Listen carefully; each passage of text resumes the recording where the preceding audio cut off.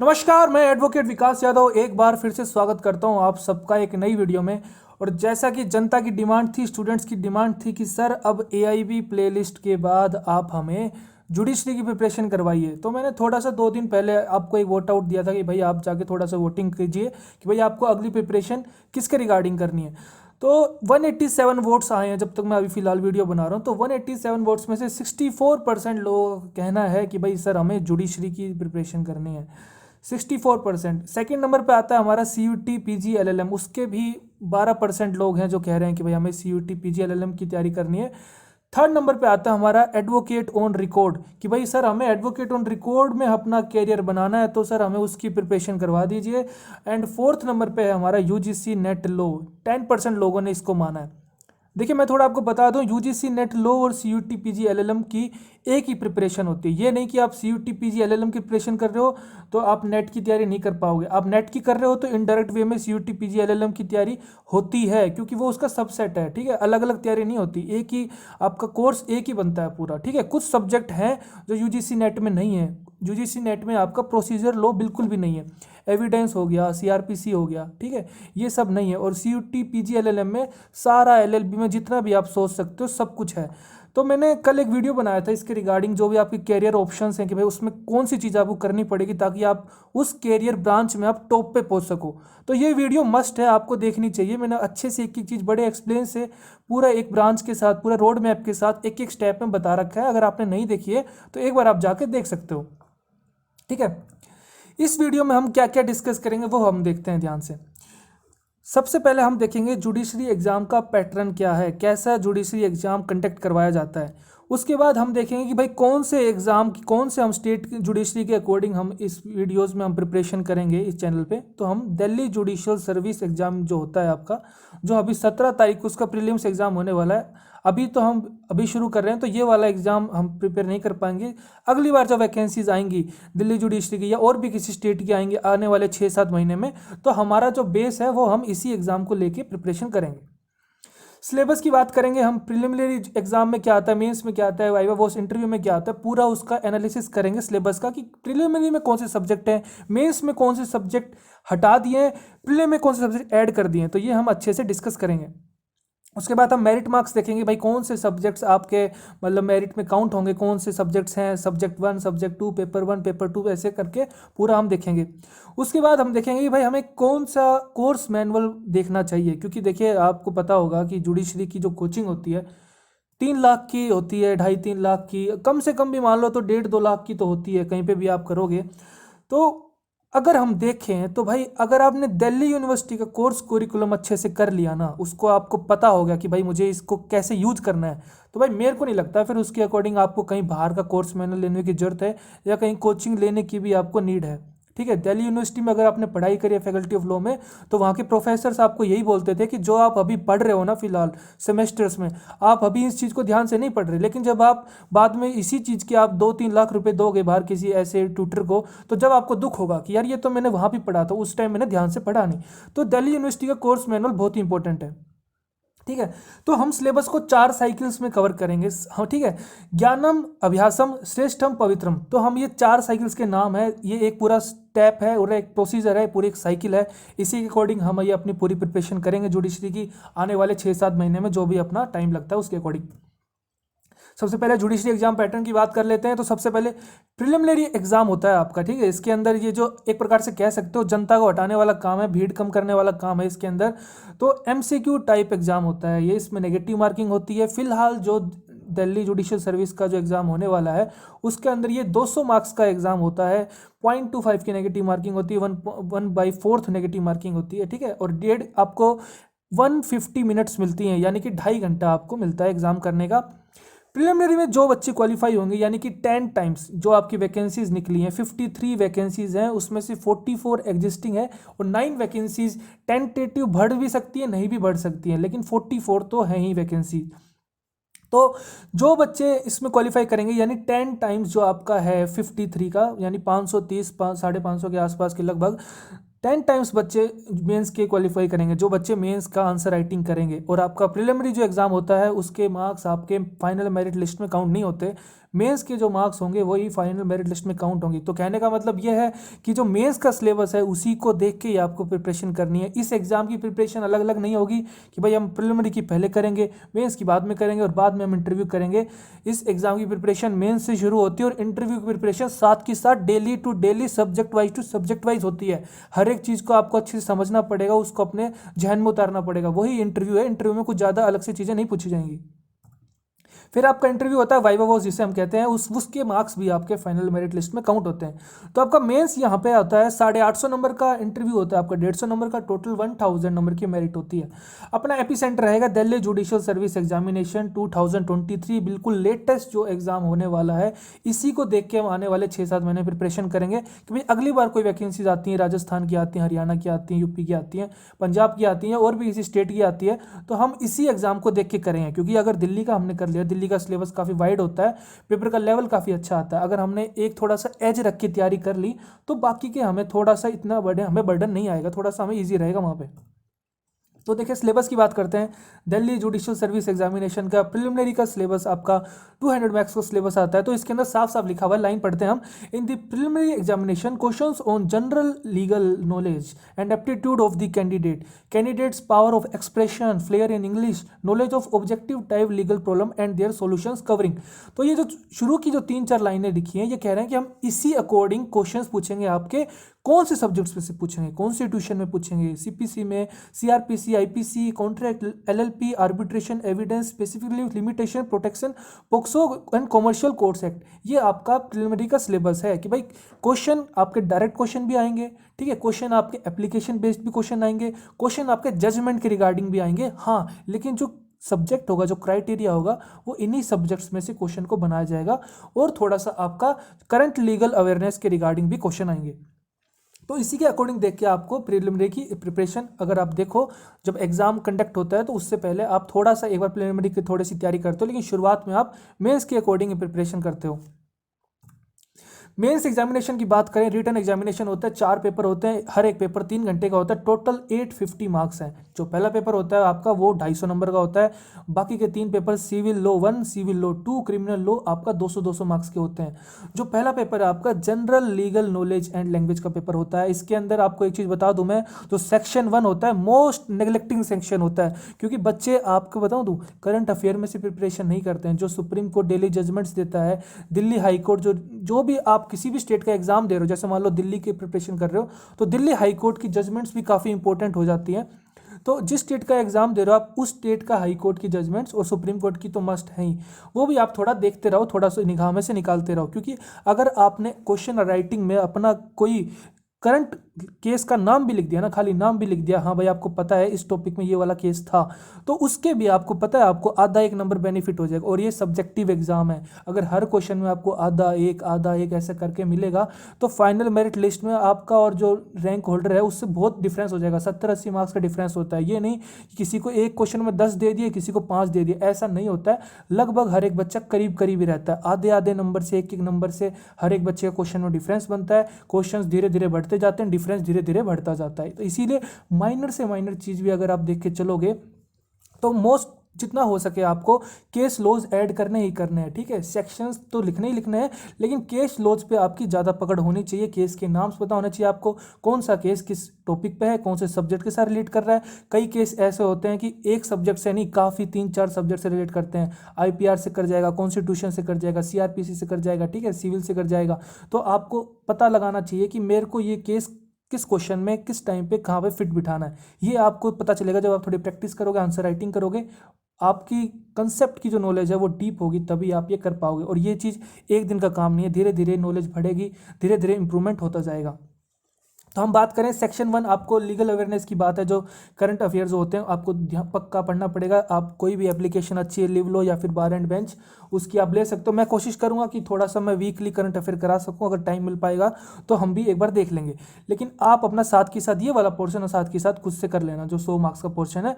और ये वाला पोर्शन आप एग्जाम से अगर थोड़े से टाइम पहले भी करोगे, यूट्यूब के रिगार्डिंग, यूट्यूब पर आप आराम से हिंदी इंग्लिश के बतेरे वीडियोज़ आपको मिल जाएंगे यूट्यूब पर, ठीक है। तो वो एक्सपर्ट्स हैं, वो आपको बड़ी आसानी आसानी से चीज़ें बता देंगे और वही आपको एग्जाम में थोड़ा सा हेल्प करेंगी प्रेसी राइटिंग करने में, ट्रांसलेशन करने में, ऐसे लिखने में। क्योंकि ये जो पोर्शन है ये यूपीएससी के जितने भी रिटन एग्जाम होते हैं, आपका असिस्टेंट कमांडेंट ले लो या फिर आपका यूपीएससी सिविल सर्विस एग्जाम ले लो, उसके अंदर आप देखोगे ये वाला पोर्शन लैंग्वेज का होता है। ऐसे दे देंगे आपको, ट्रांसलेशन के करना होगा, प्रेसी राइटिंग दे देंगे, ठीक है। तो यहाँ पे आपके ग्रामर चेक करी जाती है, यूज वर्ड्स का जो आपने यूज किया वो चेक किया जाता है, कहीं भाई आपने एक्स्ट्रा वर्ड्स तो यूज नहीं कर दिए।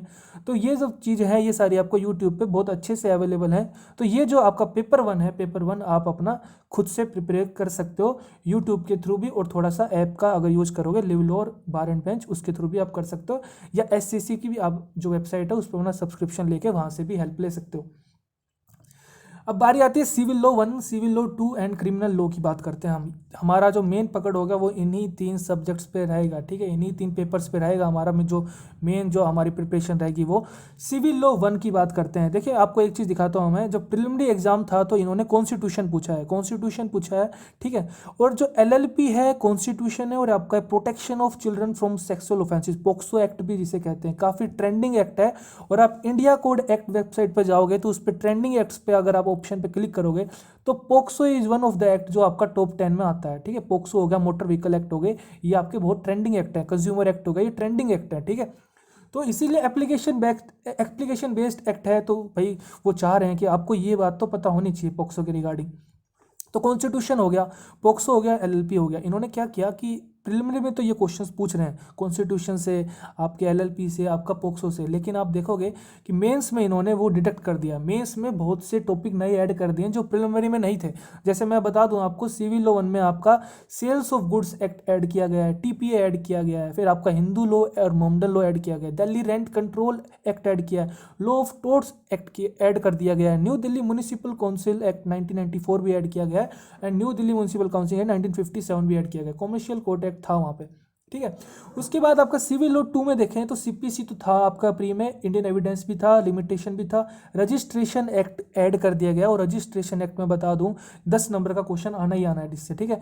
आर्बिट्रेशन एंड कंसिलिएशन एक्ट था वहाँ पे, लेकिन यहाँ पे इन्होंने आईपीआर के 2 इंपॉर्टेंट बियर एक्ट्स ऐड कर दिए, ट्रेडमार्क एक्ट 1999, कॉपीराइट एक्ट 1957, काफ़ी इंपॉर्टेंट है, आजकल ट्रेंड में है। मॉडर्न एडवोकेसी की बात करें हम, जो कल मैंने वीडियो बनाया था उसमें मैंने बताया था कि आईपीआर काफ़ी ट्रेंडिंग है, एक बार वो वीडियो देख लेना अगर आपको कॉर्पोरेट लॉयर में इंटरेस्ट है, तो कैसे हम मॉडर्न एडवोकेसी में एक्सेल अपना हासिल कर सकते हैं, वो मैंने उस वीडियो में अच्छे से बता रखा है। लगभग हर एक ब्रांच जो आप सोच सकते हो लॉ करने के बाद, वो मैंने उस वीडियो में सारी चीज़ें इसीलिए बता रखी हैं ताकि आपका जो थोड़ा सा कन्फ्यूजन है कि भाई हमें किस ब्रांच में जाना चाहिए, वो थोड़ा सा क्लियर करने में मुझे थोड़ी हेल्प मिले। देखिए यहाँ पे आपका आईपीआर के सब्जेक्ट ऐड किए गए हैं। क्रिमिनल लॉ में हमारा सीआरपीसी था, आईपीसी था, इंडियन एविडेंस था, protection of women from domestic violence, DV act add कर दिया गया है, एनआईए एक्ट ऐड कर दिया गया है, प्रिलिमिनरी में नहीं थे ये। Sexual harassment of women at work place prevention provision redressal act 2013 ये भी ऐड कर दिया गया है, आपका प्रिलिमिनरी नहीं था। Juvenile justice care and protection of children 2015 act ये भी ऐड कर दिया गया है, प्रिलिमिनरी में नहीं था। तो आप देख रहे हो कि प्रिलिमिनरी में जो सिलेबस है उसका आप मान लो कि भाई आपको ज़्यादा अगर देखें हम तो इन्होंने कुछ ऐड ऑन कर दिया। मेंस में अगर आप देखोगे तो 40-50% सिलेबस को थोड़ा और बढ़ा दिया।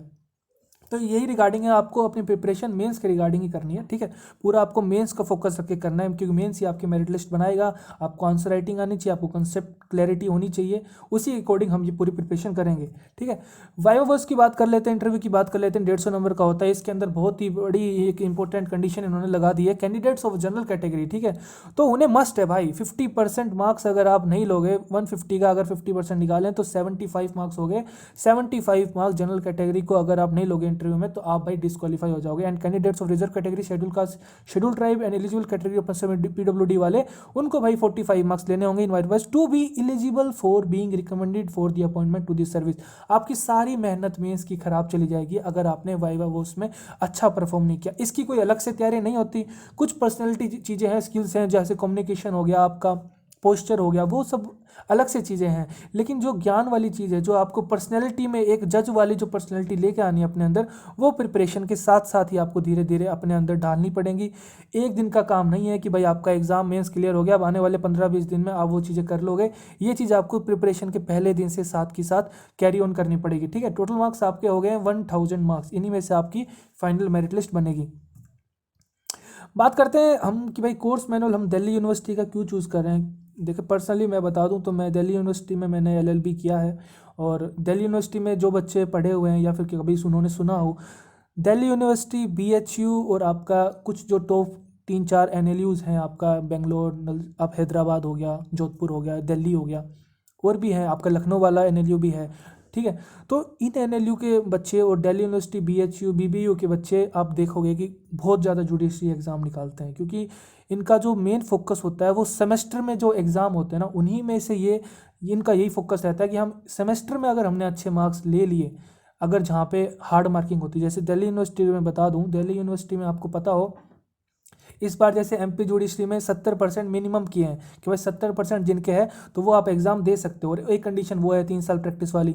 तो दिल्ली यूनिवर्सिटी में 70% किसी के नहीं है। मेरे बैच में अगर आप देखोगे, जिस टाइम मैं पास आउट हुआ था, तो उस टाइम 68.5 ही लगभग हाईएस्ट मार्क्स थे। ठीक है, उसमें मेरे 66% थे।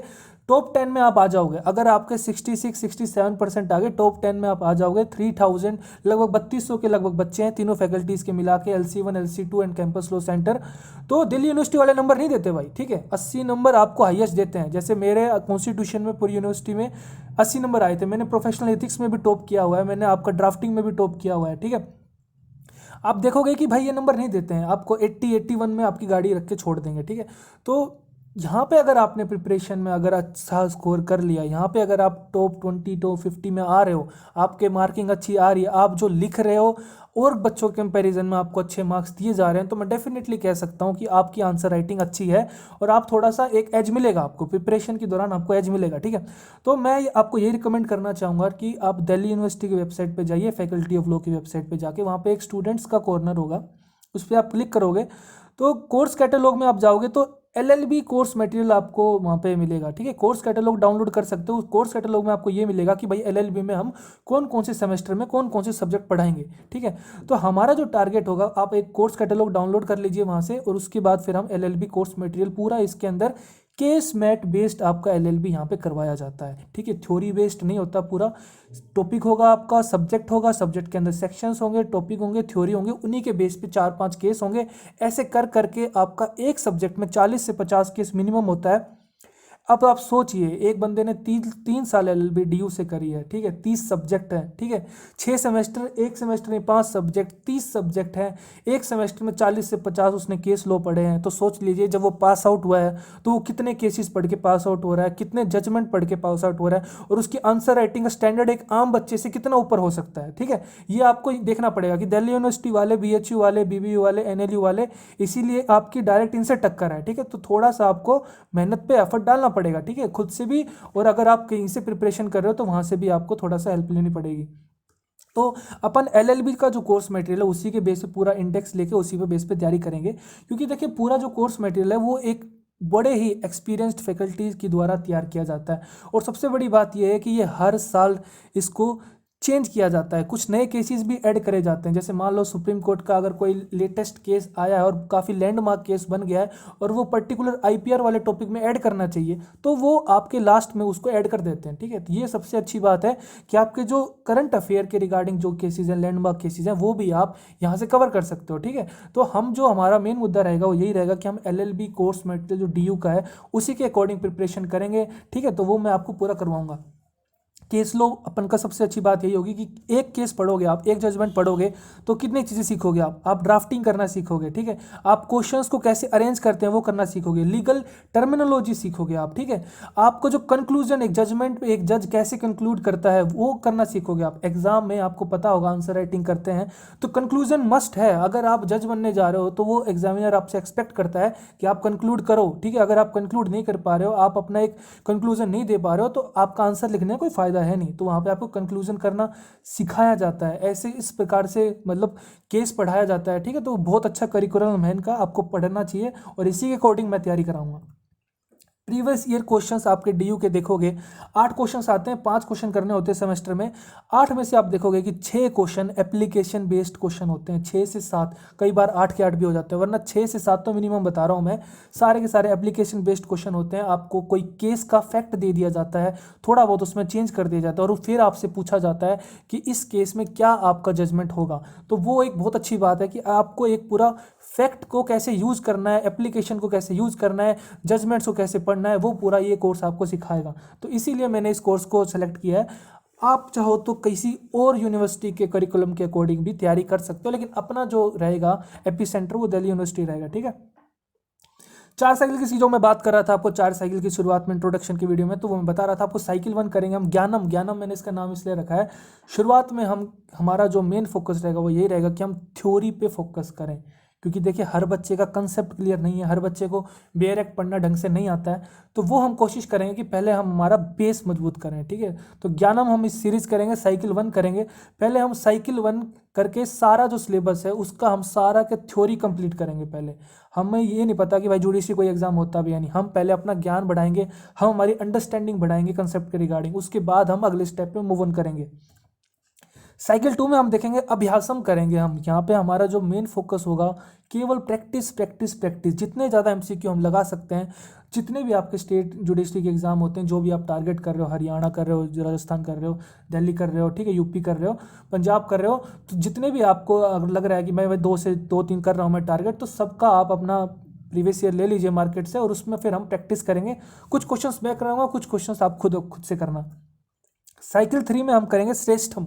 श्रेष्ठम का मतलब यह है कि देखिए अभी तक 2 साइकिल कवर करने के बाद जब हम 3rd साइकिल पे पहुंचेंगे तो आपके पास नॉलेज की कमी तो होगी नहीं, ठीक है। नॉलेज आपके पास भरपूर मात्रा में होगी, कॉन्फिडेंस आपके पास भरपूर मात्रा में होगा, लेकिन आपके पास जिस चीज़ की कमी होगी वो ये होगा कि उस नॉलेज को एक सीक्वेंसली फैशन्ड ऑर्डर में आपको आंसर में लिखना पड़ेगा। एक लिमिटेड टाइम आपको दिया गया है, 3 घंटे का टाइम दिया गया है, आपको एक लिमिटेड वर्ड्स में आंसर लिखना पड़ेगा, आप शॉर्टकट में नहीं लिख सकते, एक लीगल टर्मिनोलॉजी में आंसर लिखना पड़ेगा, एक कॉमन लैंग्वेज में आंसर नहीं लिख सकते। तो ये सब चीज़ें आपको अपने जो नॉलेज है उसको अरेंज करना आना चाहिए। एग्जाम में आंसर राइटिंग आपका नॉलेज टेस्ट नहीं करता, आपका ये टेस्ट करता है कि आपने क्वेश्चन को समझा, उसके अकॉर्डिंग क्या डिमांड थी, और फिर आपने उसी चीज़ को लिखा। ये नहीं कि आपको जो आता था आपने सारा ही लिख दिया। एक नॉलेज को बहुत ही अच्छे फैशनली मैनर में कैसे लिखा जाता है वो हम इस साइकिल में सीखेंगे। तो हमारा मेन टारगेट यही है, क्योंकि मेंस में आपका आंसर राइटिंग होता है। साइकिल 4 में हम पवित्रम की बात करेंगे, फाइनल टच की बात करेंगे, यानी कि अब हमारा एग्जाम काफ़ी नज़दीक है और हम जो प्रिपरेशन कर रहे हैं उसके हम लास्ट स्टेज पे हैं, आखिरी के 1.5-2 महीने की बात करेंगे। तो हम ऐसे टॉपिक्स देखेंगे जो आने ही आने हैं, जो बहुत ही ज़्यादा इंपॉर्टेंट हैं, जो आने ही आने हैं, और उन पे हम थोड़ा सा और रिसर्च करेंगे, उन पे हम थोड़ा सा और डिस्कशन करेंगे। तो इसी के अकॉर्डिंग मैंने ये आपका पूरा एक प्रेजेंटेशन बना दिया कि कैसे आने वाले टाइम में हम जुडिशरी की प्रिपरेशन करेंगे। और जैसे यूजीसी नेट की आप डिमांड कर रहे हो, यूजीसी नेट की प्रिपरेशन करवा दीजिए सर, आपका यूआर की प्रिपरेशन करवा दीजिए, सीयूटी पीजीएलएलएम की प्रिपरेशन करवा दीजिए। कोशिश करूँगा, टाइम मिलेगा तो मैं आपको जो वीक में 1-2 वीडियोस इनके रिगार्डिंग भी देता रहूँगा, लेकिन जो अभी जो मेन फोकस रहेगा हमारा जुडिशरी रहेगा। क्योंकि समझिए आप, क्योंकि अगर आपने इस एग्जाम की प्रिपरेशन कर ली ना जुडिशरी की, तो आपके कंसेप्ट अच्छे होंगे और वो कंसेप्ट आपको और एग्जाम्स में भी काम आएंगे, ऐसी बात नहीं आएंगे।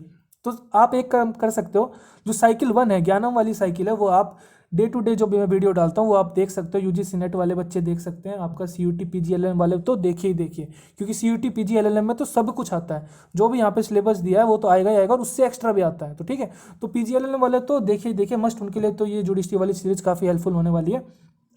कोई आपका डाउट है तो आप कमेंट बॉक्स में लिख सकते हो, पूछ सकते हो, या फिर आप मेरे को व्हाट्सअप कर सकते हो पर्सनली, अगर आपका कोई पर्सनल डाउट है तो। ठीक है, वीडियो अच्छा लगा वीडियो को लाइक करिए, खुश रहिए, मुस्कुराते रहिए, देश का ख्याल रखिए। जय हिंद।